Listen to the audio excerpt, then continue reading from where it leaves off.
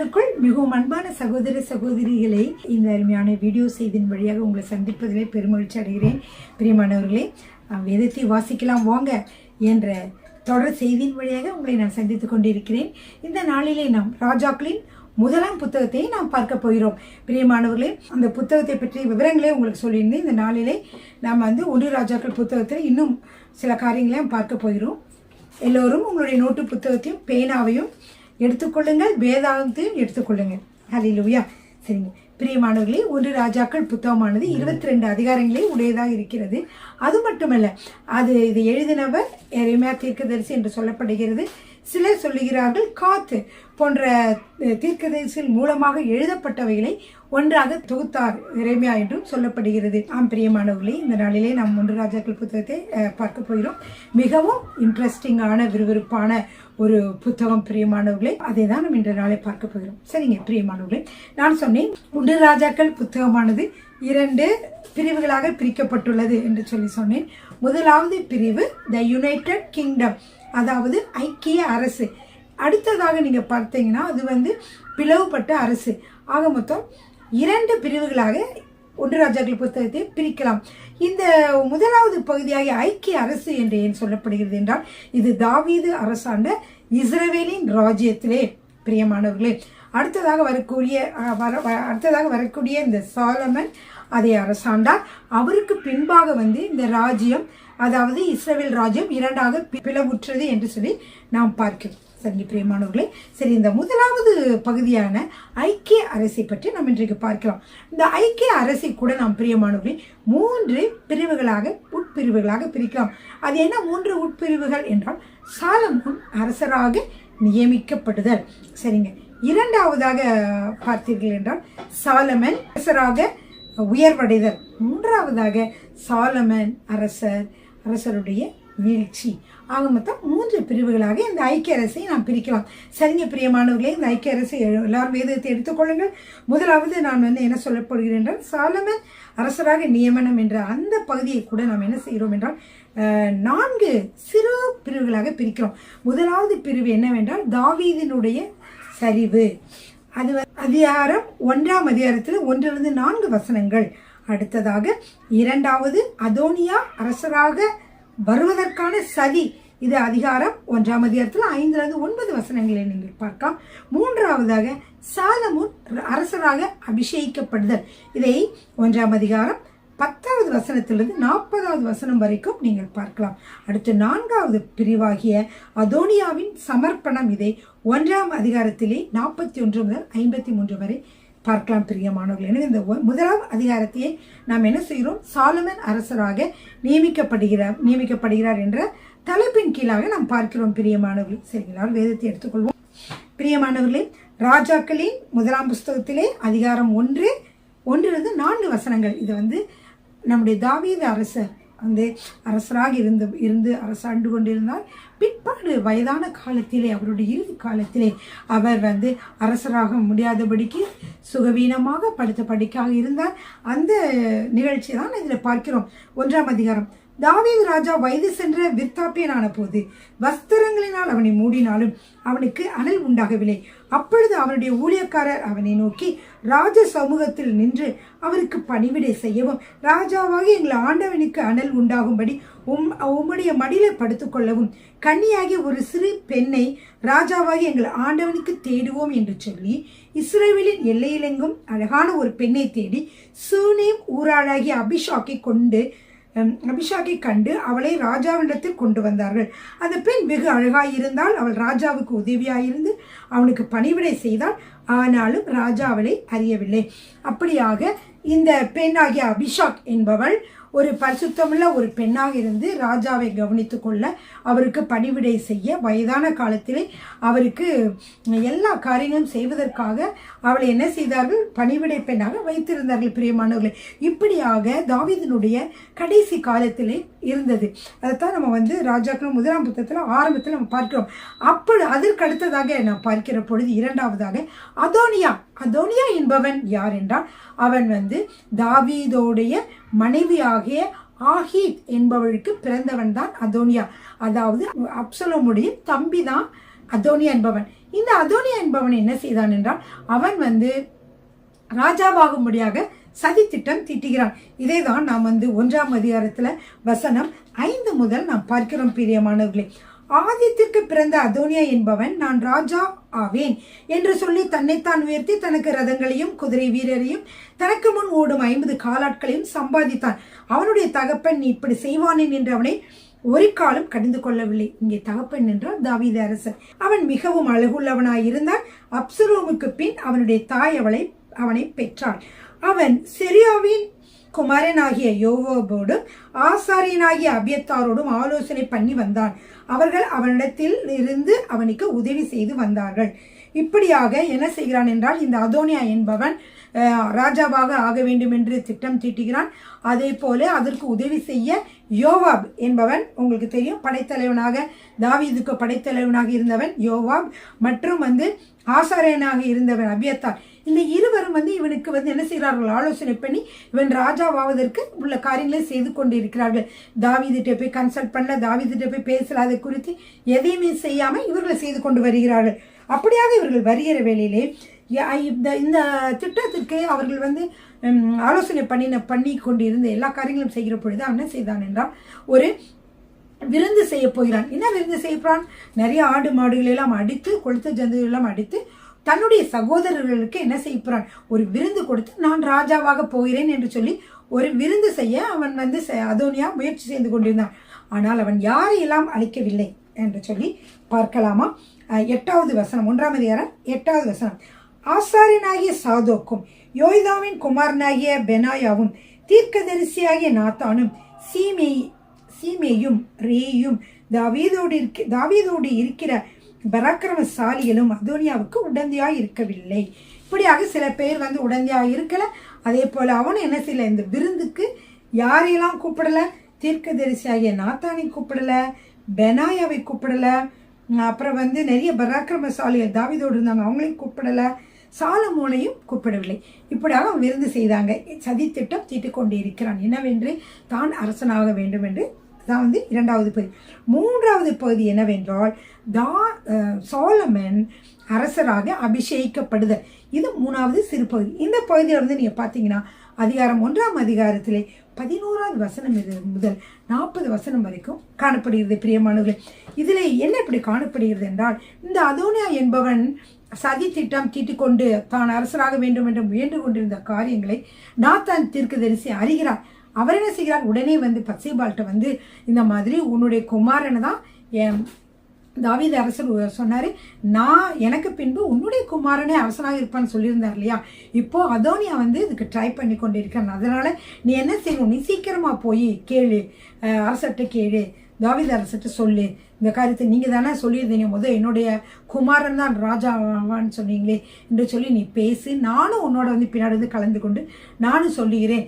ஏனென்றால் இப்படியே விட்டுட்டேன்னா உனக்கும் உன்னுடைய குமாரனுக்கும் என்ன இல்லை, ஒரு பாதுகாப்பு இல்லை, அதோனியா ராஜாவாய் விட்டாள் என்று சொல்லி சொல்லுகிறார். அதன்படியே இந்த அம்மாவும் என்ன செய்கிறாங்க, பத்சேபாளும் போகிறாங்க.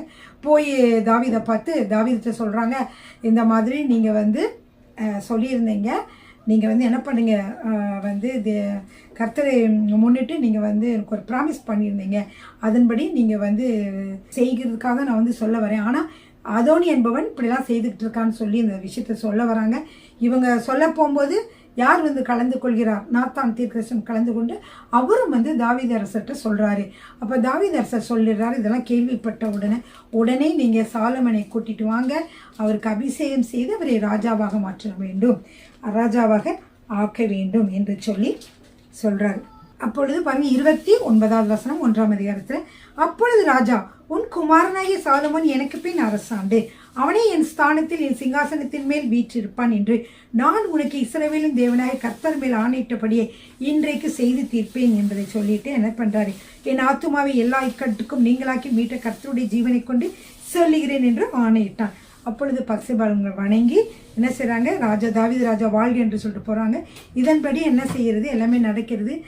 தாவீது ராஜா சொல்கிறார், என்னுடைய கோவில் கழுதையில் சாலமனை ஏற்றி நீங்கள் என்ன செய்யுங்க, அவனை அழைத்து கொண்டு வாங்க, ஏற்றி அவனை கீகோனுக்கு அழைத்து கொண்டு போங்கள், அங்கே யார் இருக்கிறா, அங்கே வந்து ஆசாரியனாகிய சாதோக்கும் தீர்க்கதரிசியாக நாத்தானும் என்ன செய்வாங்க, இஸ்ரவேலின் மேல் அவனை ராஜாவாக அபிஷேகம் பண்ணுவார்கள் என்று சொல்லி அனுப்பி விடுறான். அதன்படியே வந்து சாலமன் வந்து இந்த சாதோக் அப்படிங்கிற ஆசாரியராலும் நாத்தான் என்கிற தீர்க்கதரிசனாலும் அபிஷேகம் பண்ணப்படுகிறான் ராஜாவாக. சரிங்க பிரியமானவர்களே, இப்படியே வந்து அவனை வந்து அவங்களாம் வாழ்த்துறாங்க. எப்படி கர்த்தர் வந்து தாவீது ராஜாவோட கூட இருந்தாரோ அது போலே உன்னோடும் கூட இருப்பாராக, உன்னுடைய ஆட்சியிலும் அவர் கூட இருந்து உன்னோடு கூட அரசாட்சி செய்வாரா என்று சொல்லி என்ன செய்கிறாங்க, அவரை வாழ்த்துறாங்க. தாவீதோட சிங்காசனத்தோட உன்னோட சிங்காசனம் மிகவும் பெரிதாக இருப்பதா என்று சொல்லி வாழ்த்துகிறதை பார்க்கிறோம் பிரியமானவர்களே. அப்படியே அவர் வந்து என்ன செய்தார், அந்த கோவில் கழுதையின் மீது, அது யார், தாவீது ராஜாவுடைய கோவில் கழுதின் மேலே ஏறி வராரு. வருகிற பொழுது எல்லா மக்களும் ராஜா வாழ்க ராஜா வாழ்க என்று சாலமோனை வாழ்த்துகிறார்கள் என்று சொல்லி நாம் இதை பார்க்கிறோம் பிரியமானவர்கள். அப்புறம் வந்து 41வது வசனத்திலிருந்து பார்த்தீங்கன்னா, அதோனியா என்கிறவன் என்ன செய்கிறான்னா, அவன் வந்து இப்போ கேள்விப்படுகிறான். கேள்விப்பட்ட உடனே என்ன ஒரு சத்தமாக இருக்குது, ஒரே ஆரவாரமாக இருக்குது அப்படின்னு கேட்டோன்னே உடனே வந்து ஒருத்தர் வராரு. அவன் நினைக்கிறேன் அவர் வந்து அபியத்தாரோட குமாரன் யோனத்தான் வருகிறார். வந்தோன்னே கேட்குறாங்க, என்ன ஒரு நல்ல செய்தி கொண்டு வந்தாயா என்று சொல்லி. அப்போ சொல்கிறாரு, ஆமாம், இந்த மாதிரி தாவீது அரசருக்கு அடுத்ததாக சாலமனை வந்து இப்போ ராஜாவாக மாற்றியிருக்கிறாங்க. அதுக்கு வந்து எல்லா காரியங்களையும் வந்து செய்தாங்க. அதே மாதிரி அவரும் அபிஷேகம் பண்ணப்பட்டார். இப்போ அவரை கூட்டிகிட்டு வராங்க. எல்லா மக்களும் ராஜா வாழ்க, சாலமன் ராஜா வாழ்க வாழ்க என்று எல்லாரும் என்ன செஞ்சாங்க, அவரை வாழ்த்தினார்கள் என்று சொல்லி, அதான் அந்த சத்தத்தை தான் நீங்கள் இப்போ கேட்குறீங்க அப்படின்னு சொன்னாங்க. இதை சொல்லி கேள்விப்பட்ட உடனேயே அதோனியாவோட இருந்த ஆட்கள்லாம் ஓடி போயிட்டாங்க. அதோனியா என்ன செய்துட்டான், பயந்து போய் தேவாலயத்தில் இருக்கக்கூடிய பலிபீடத்தினுடைய கொம்புகளை இருக்க பிடிச்சிக்கிட்டான். அப்படி பிடிச்சா என்ன அர்த்தம்னா, எனக்கு வந்து தயவு செய்து என்னை மன்னிச்சிருங்க அப்படின்னு ஒரு அர்த்தம். என்னை மன்னிச்சிருங்க, என்னை கொல்ல வேண்டாம் என்று சொல்லி அர்த்தம். அப்படியா அவன் வந்தான். இது வந்து சாலமனுக்கு அறிவிக்கப்பட்டது.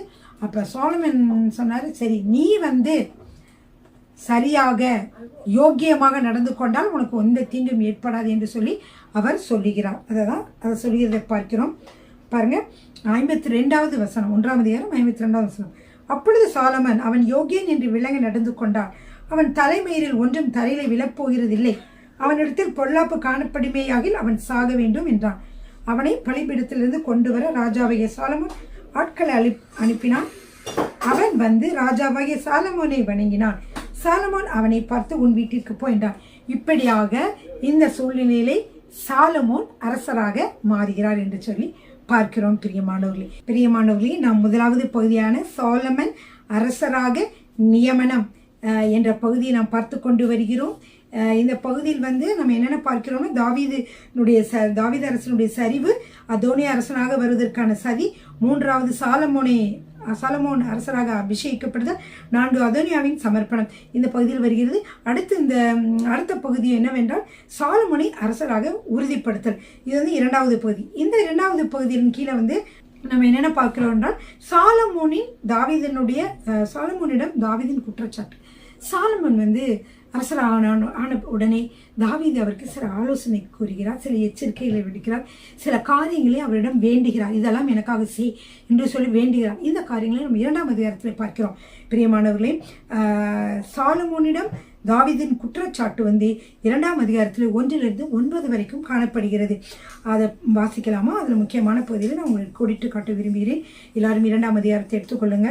இந்த 2ஆம் அதிகாரம் மிகவும் முக்கியமான ஒரு பகுதியாக இருக்குது. ஏனென்றால் தாவீது மிகவும் ஞானத்தோடு இருந்த தாவீது, மிகவும் அறிவோடு இருந்த தாவீது, கர்த்தர் வந்து அவருக்கு கொடுத்த ஞானத்தின்படி அவர் வயது சென்றவராக இருந்தாலும் என்னென்ன காரியங்களை எப்படி செய்ய வேண்டும் என்று என்ன செய்கிறார், அவர் வந்து தன்னுடைய குமாரனாகிய சாலமோனுக்கு அறிவுரை கூறுகிறார்.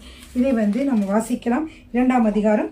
தாவீது மரணமடையும் காலம் சமீபித்த போது அவன் தன் குமாரனாகிய சாலமோனுக்கு கட்டளையிட்டு சொன்னது, நான் பூலோகத்தார் யாவரும் போகிற வழியே போகிறேன், நீ திடன் கொண்டு புருஷனாயிரு.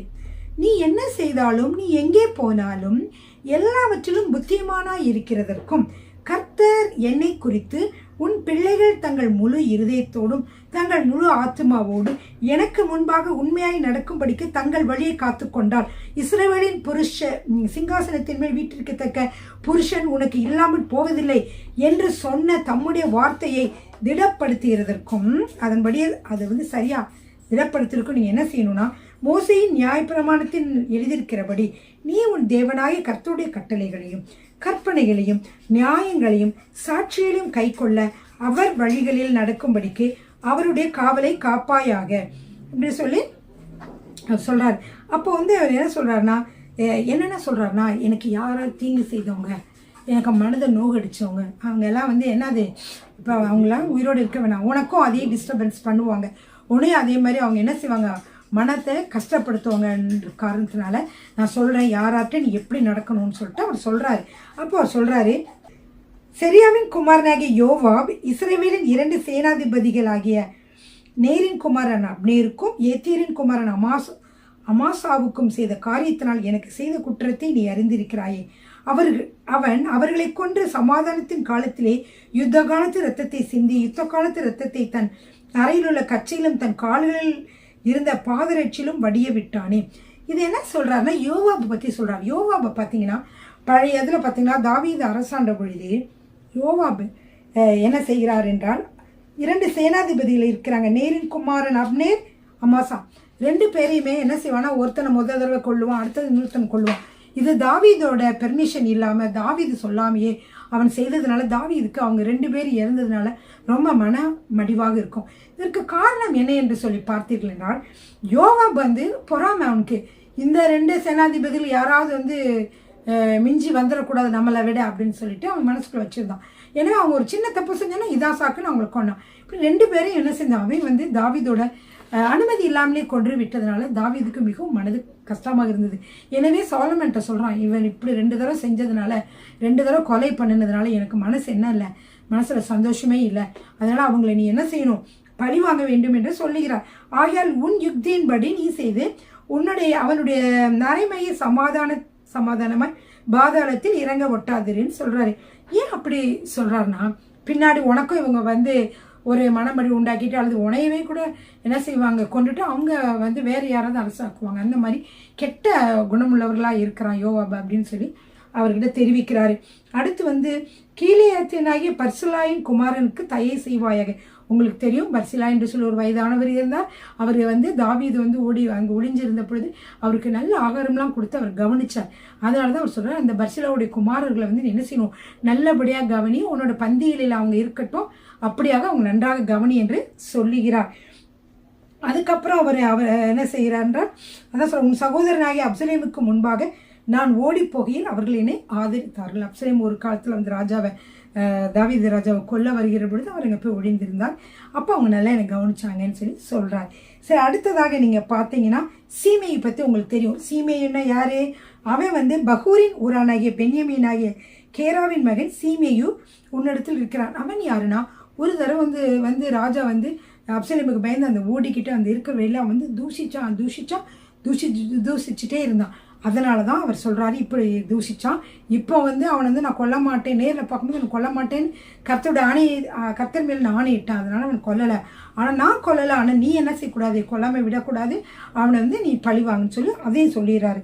அதை பார்த்தீங்கன்னா, மேலும் பகூரின் ஊரானாகிய பெனிமீனாகிய கேராவின் மகன் சீமையும் உன்னிடத்தில் இருக்கிறான்.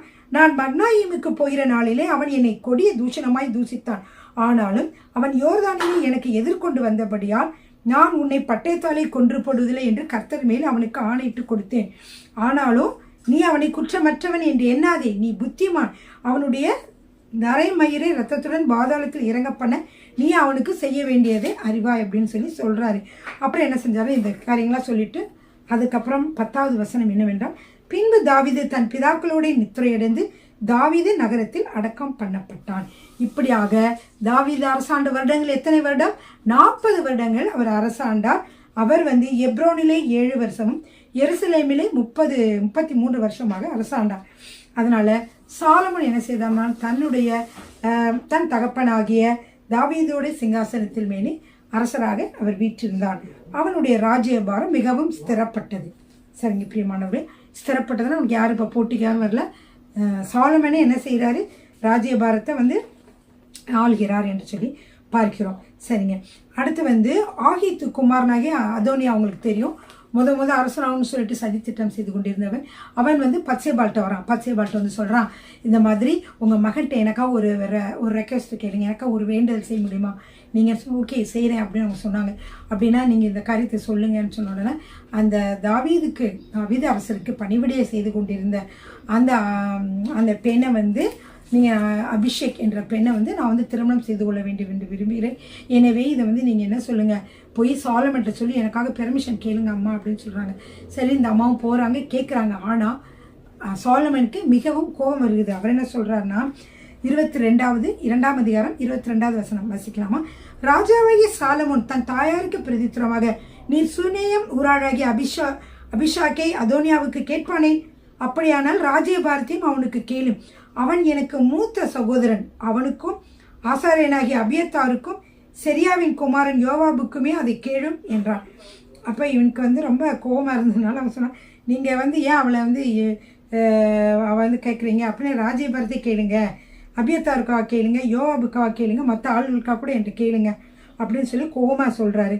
அப்படி சொன்ன பிறகு இவன் வந்து அதோனியா இந்த வார்த்தையை தன் பிராணனுக்கு சேதமாக சொல்லாது இருந்தால் தேவன் அதற்கு சரியாகவும் அதற்கு அதிகமும் எனக்கு செய்ய கடவர் என்று சொல்லி அவன் என்ன செய்தான்,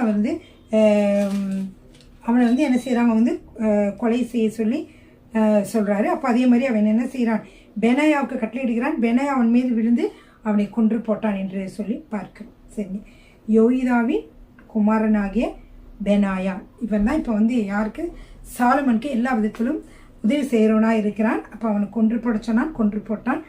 அப்புறம் என்ன செய்கிறான், அடுத்ததாக பார்த்தீங்கன்னா அபியத்தார் இருக்கிறார், ஆசாரியனாகிய அபியத்தார். அவருக்கு ஒரு காரியத்தை செய்கிறார். என்ன செய்கிறார் என்றால் பார்ப்போம். 2ஆம் அதிகாரம் 26வது வசனம். ராஜா ஆசாரியனாகிய அபியத்தாரை நோக்கி, நீ உன் நிலங்கள் இருக்கிற ஆனதோத்திற்கு போய்விடு. நீ மரணத்திற்கு பாத்திரவனாய் இருந்தும் நீ என் தகப்பனாகிய தாவீதுக்கு முன்பாக கர்த்தராய் ஆண்டவருடைய பெட்டியை சுமந்தபடினாலும் என் தகப்பன் அனுபவித்த உபத்திரத்தை எல்லாம் நீ கூட அனுபவித்தபடினாலும் இன்றைய தினம் நான் உன்னை கொலை செய்ய மாட்டேன் என்றார். அப்படியே கர்த்தர் சீலோவிலே ஏலியின் வீட்டாரை குறித்து சொன்ன வார்த்தையை நிறைவேற்றும்படியாக சாலமோன் அபியத்தாரை கர்த்தருடைய ஆசாரியனாயிராதபடிக்கு தள்ளி போட்டான்.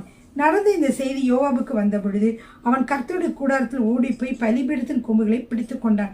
ஏனென்றால் யோவாபுக்கு தெரிஞ்சிருச்சு, இப்போ என்னது, நம்ம அப்சலோமின் பட்சமாக இல்லாட்டியும் அதோனியாவோட பட்சமாக கூட இருந்தமே, நமக்கு என்னாக போகுதுன்னு தெரியலேன்னு சொல்லி பயந்து இருக்கிறான். அப்படி இருக்கும் பொழுது திருப்பியும் அப்படி பார்த்தாலும் என்ன செய்ய விட்டு விடல, சாலமன் விட்டு விடலை. திருப்பி அந்த பெனாயாவை அனுப்பி என்ன செய்கிறார், போய் அந்த யோவாபை கொன்று விட சொல்கிறார். அப்படியே அவன் கொன்று விடுகிறான், அவன் இறந்து விடுகிறான். அதை யோவாபை வந்து கொள்றான். ஏன் யோவாபை கொள்றான்னா, யோவாபை வந்து அவனை காட்டிலும் மிகவும் ஒழுக்கமான, மிகவும்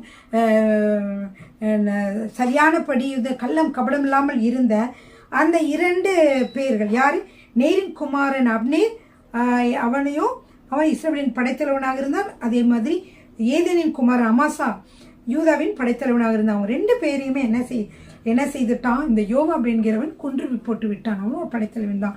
அதனால தான் அவன் சொன்ன, இந்த 2 பேரையும் நீ கொண்டுட்ட, அதனால இதனுடைய ரத்தப்பழி உன் கூடயே போட்டுன்னு சொல்லி யோவாபே என்ன செஞ்சுட்டாங்க, கொண்டு விட்டான்னு சொல்லி பார்க்கிறோம். இப்படியாக யார் தவறு செய்தாங்க, யார் பண்ணாங்க, எல்லாரையுமே வந்து என்ன செய்கிறார், தாவீது வந்து நீக்குகிறார். அந்த ராஜ்யபாரத்தில் என்ன செய்கிறார், சுத்தப்படுத்துகிறார். ஒவ்வொருத்தவங்களும் எல்லாரையும் நீக்கிறார். அதே மாதிரி அடுத்தபடி பார்த்தீங்கன்னா யாருன்னா, அடுத்தபடியாக சீமையை பற்றி தாவீது சொன்னார் இல்லையா, அதனால 2ஆம் அதிகாரம் 36 வசனத்தில், பின்பு ராஜா சீமையை அழைப்பித்து அவனை நோக்கி, நீ எருசலேமே உனக்கு ஒரு வீடு கட்டி அங்கே இருந்து எங்கேயாவது வெளியே போகாமல் அங்கேதானே குடியிரு. நீ வெளியே போய் கீதரோன் ஆற்றை கடக்கும் நாளிலே நீ சாகவே சாவாய் அப்படின்னு சொல்லியிருந்தார். அதன்படி என்னாச்சுன்னா, அவர் அங்கேயே 3 வருஷம் இருக்கிறவருக்கு ஒன்றும் ஆகலை. அதுக்கப்புறம் வந்து அவன் ஏதோ பின்னாடியே நீங்கள் வரும் வந்து படிக்கலாம், அவனுடைய வேலைக்காரன் ஒருத்தனை வந்து தேடுவதற்காக ஒரு இடத்த விட்டு வெளியே போவார். போன உடனே என்னாச்சு, போயிட்டு திரும்பி வருகிற பொழுது அவனை என்ன செய்தான், கொல்லப்பட்டான் என்று சொல்லி பார்க்கிறோம். அப்போ வந்து சீமையை கொல்லும் பொழுது அவர் ஒரு வார்த்தையை சொல்றார், ஏன் கொல்றாருன்னு. பின்னும் ராஜா சீமையை பார்த்து, நீ என் தகப்பனாகி தாவீதுக்கு செய்ததும் உன் மனதுக்கு தெரிந்திருக்கிறதுமான எல்லா பொல்லாப்பையும் அறிந்திருக்கிறாய். ஆகையால் கர்த்தர் உன் பொல்லாப்பை உன் தலையின் மேல் திரும்ப பண்ணுவார். ராஜாவாகிய சாலமோனா ஆசீர்வதிக்கப்பட்டவனா இருப்பான். தாவீதின் சிங்காசனம் என்றென்றைக்கும் கர்த்தருக்கு முன்பாக உறுதியாக இருக்கும் என்று சொல்லி ராஜா யோய்தாவின் குமாரனாகிய பெனாயாவுக்கு கட்டளை கொடுத்தான். அவன் வெளியே போய் அவன் மேல் விழுந்து அவனை கொன்று போட்டான். ராஜ்யபாரம் சாலமோனின் கையிலே ஸ்திரப்பட்டது என்று சொல்லி பார்த்தோம். பிரியமானவர்களே, தாவீது யாராரும் வேண்டான்னு சொன்னாங்க, மிகவும் கடுமையானவர்கள், கொடுமையானவர்கள், தாவீது பாவம் என்று சொல்லி மன்னித்து கொண்டிருந்த மனிதர்கள் எல்லாவற்றையும் இவர் என்ன செய்திருந்தார்னா, யார்கிட்ட சொல்லி, அதாவது சாலமன் சொல்லி எல்லாரையும் பண்றது பார்க்கணும். எனவே இந்த சாலமன் அரசராகிற பொழுது என்னென்ன நடக்குதுன்னா, அதோனியா தூக்கிலிடப்படுகிறான். அவன் ராஜாவாக ஆக வேண்டும் என்று சூழ்ச்சி பண்ணினவனை. அது 2ஆம் அதிகாரம் 13 25 வரைக்கும் வாசிக்கிறோம். அடுத்து அபியத்தார் ஆசாரியர் நீக்கப்படுகிறார். இது 2ஆம் அதிகாரம் 26 27 வாசிக்கலாம். யோவாப் தூக்கிலிடப்படுகிறார். இது 2வது அதிகாரம் 28 வசனத்திலிருந்து 35 வசனம் வரைக்கும் வாசிக்கலாம். சீமை தூக்கிலிடப்படுகிறார். இது 2ஆம் அதிகாரம் 36வது வசனத்திலிருந்து 46வது வசனம் வரைக்கும் வாசிக்கலாம். இப்படியாக அந்த ராஜபாரத்திலே இருக்கக்கூடிய எல்லா மோசமான மக்களும் என்ன செய்கிறார்கள்? நீக்கப்படுகிறார்கள், தூக்கிலிடப்படுகிறார்கள் என்று சொல்லி பார்த்தோம். பிரியமான 4வது பகுதியாகிய சாலமன் அரசரின் நியமனம் என்ற பகுதியில் காணப்படுகிறது. அடுத்த 2 சிறு பகுதியில் என்னவென்றால், சாலமோன் ராஜாவின் உயர்வு 2. அடுத்தது 3வது சாலமோன் ராஜாவினுடைய வீழ்ச்சி. இந்த 3 பகுதிகள் தான் பிரியமானவர்களே முதல் பகுதியாகிய ஐக்கிய அரசியலே காணப்படுகிறது. திரும்பமாக உங்களுக்கு சொல்கிறேன் புரிவதற்காக. இந்த 1 ராஜாக்கள் புத்தகமானது 2 பெரும் பிரிவுகளாக பிரிக்கப்படுகிறது. முதல் பிரிவு ஐக்கிய அரசு, 2வது பிரிவு என்னது? பிளவுற்ற அரசு. இந்த ஐக்கிய அரசை கூட நம்ம 3 பகுதிகளாக பிரிக்கிறோம். என்னவென்றால், சாலமோன் அரசராக நியமனம் செய்தல், 2 சாலமோன் அரசாட்சியிலே உயர்வு, 3வது சாலமன் அரசாட்சியிலே தாழ்ச்சி. இதை தான் நம்ம முதல் பகுதியில் பெரும்பகுதியில் பார்க்கிறோம். பிரியமானவர்களே, சரிங்க, அடுத்த வீடியோ செய்தின் வழியாக மற்ற காரியங்களெல்லாம் நாம் அலசி ஆராயலாம். கர்த்தருக்கு ஸ்தோத்திரம். கர்த்தருடைய நாமத்திற்கு மகிமை உண்டாவதாக. ஹல்லேலூயா.